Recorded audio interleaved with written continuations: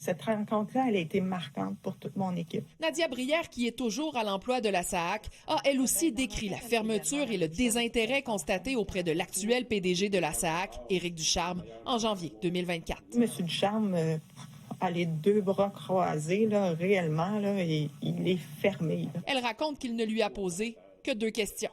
Ça a l'air de quoi la gestion contractuelle? Et je lui ai répondu, c'est pas beau.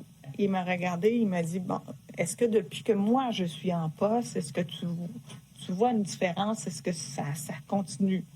Et je lui ai répondu oui, et ça continue. On a constaté que les choses ne changeraient pas, finalement. La rencontre a mené, dit-elle, au départ de membres de son équipe. Ça a été l'exode. Moi, je suis restée sincèrement parce que je voulais finir ce rapport-là. La témoin a présenté mardi un rapport d'audit déposé en février. Le constat qui en émane, une mauvaise pratique dans la gestion des contrats qui s'est poursuivie sur près d'une décennie, entre 2014 et 2024 à la SAAC. Certains des contrats analysés ont des liens avec le projet Casa Saclic. Le témoignage de Mme Brière se déroule sur fond de tension. J'ai eu une surprise. Quand j'ai rencontré les enquêteurs. Elle raconte avoir appris l'existence d'un document qui réfute certains constats de son rapport lors d'une rencontre préparatoire avec les enquêteurs de la commission. Elle a confronté ses supérieurs la semaine dernière. J'ai dit, c'est quoi ce tableau-là?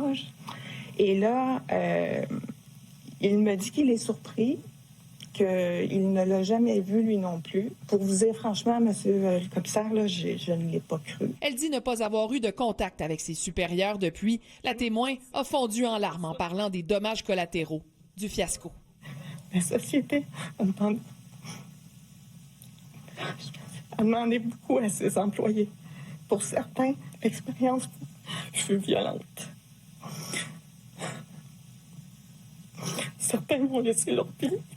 C'est pas vrai que tous les gens de notre organisation sont des incompétents ou des menteurs. En début de journée, le commissaire a refusé la demande des avocats de la SAAC de faire entendre dès cette semaine l'actuel PDG, Éric Ducharme. Son témoignage doit avoir lieu comme prévu à la reprise des travaux à la fin de l'été.